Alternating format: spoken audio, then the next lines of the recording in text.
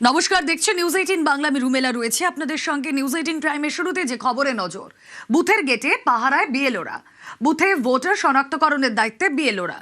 গরমিল হলে জানাতে হবে প্রিসাইডিং অফিসারকে। নিয়ম যদি না মানা হয় তাহলে কড়া ব্যবস্থার হুঁশিয়ারি দিয়েছেন নির্বাচন কমিশন। বাড়ি বাড়ি গিয়ে দিতে হবে ভোটার ইনফরমেশন স্লিপ। কথা বলবো, সোমরাজ বন্দ্যোপাধ্যায় রয়েছেন সঙ্গে। সোমরাজ,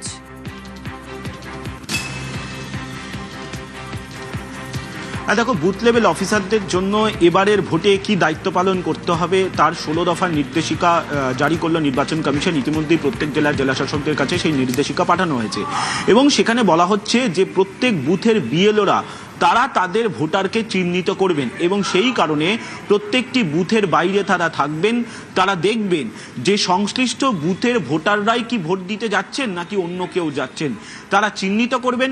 যদি মনে করেন যে কোথাও কোনো গাফিলতি হচ্ছে তাহলে সেটা তারা জানাবেন সংশ্লিষ্ট ভোট গ্রহণ কেন্দ্রে যারা প্রিসাইডিং অফিসার রয়েছেন তাদেরকে জানাবেন। সেই অনুযায়ী প্রিসাইডিং অফিসার পদক্ষেপ করবেন। এক্ষেত্রেও যদি দেখা যায় যে বুথ লেভেল অফিসার বা বিএলও তিনি নিজে জেনেও যদি কোনো পদক্ষেপ না নেন এবং আগামী দিনে যদি কোনো অভিযোগ উঠে আসে তাহলে বুথ লেভেল অফিসারদের বিরুদ্ধে শাস্তিমূলক পদক্ষেপ নেবে নির্বাচন কমিশন। রাজ্যের মুখ্য নির্বাচনী আধিকারিকের তরফে ইতিমধ্যেই এই 16 দফা নির্দেশিকা বিভিন্ন জেলাশাসকদের পাঠিয়ে দেওয়া হয়েছে এবং এটা স্পষ্ট করে দেওয়া হয়েছে বুথ লেভেল অফিসাররা কোনোভাবেই পোলিং অফিসারের দায়িত্ব পালন করবেন না।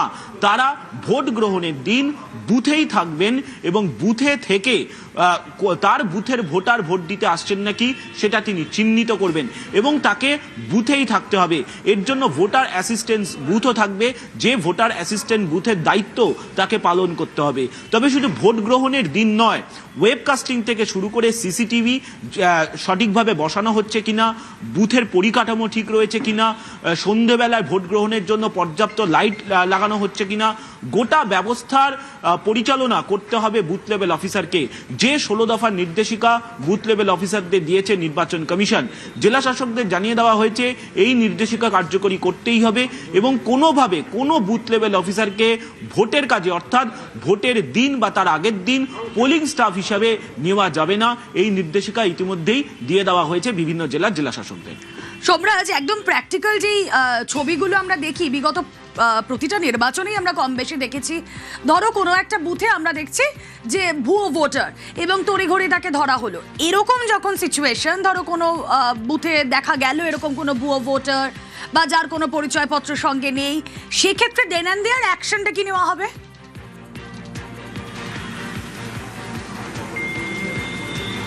দেখো, নির্বাচন কমিশনের যে অভিজ্ঞতা থেকে এই সিদ্ধান্ত নিয়েছে তা হলো এসআইআর প্রক্রিয়া চলাকালীন বিএলওরা প্রত্যেক বাড়িতে বাড়িতে গেছেন তার বুথে এবং বাড়িতে বাড়িতে গিয়ে সংশ্লিষ্ট ভোটারদের এনামুরেশন ফর্ম দিয়েছেন।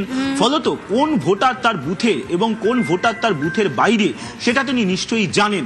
তার কারণ বিএলওরা তারা নিজেরা বাড়িতে গেছেন এবং ভোটারদের কাছে কিছু ফর্ম দিয়েছেন, ফর্ম জমা নিয়েছেন। ফলত বিএলওদের কাছে এটা স্পষ্ট রয়েছে যে তার কেন্দ্রে কে ভোটার বা তার কেন্দ্রে কে ভোটার নয়। এক্ষেত্রে নির্বাচন কমিশনের যে যুক্তি যে মূলত যদি কোনো ভুয়ো ভোটার আসে তাহলে বিএলওই প্রথম চিহ্নিত করতে পারবেন যে তার কেন্দ্রে কে আসল ভোটার বা কে ভুয়ো ভোটার, এবং ভুয়ো ভোটার হলে সে যদি ভোট গ্রহণ কেন্দ্রের ভেতরে ঢুকে যান তাহলে সঙ্গে সঙ্গে সংশ্লিষ্ট প্রিসাইডিং অফিসারকে তিনি জানাতে পারবেন।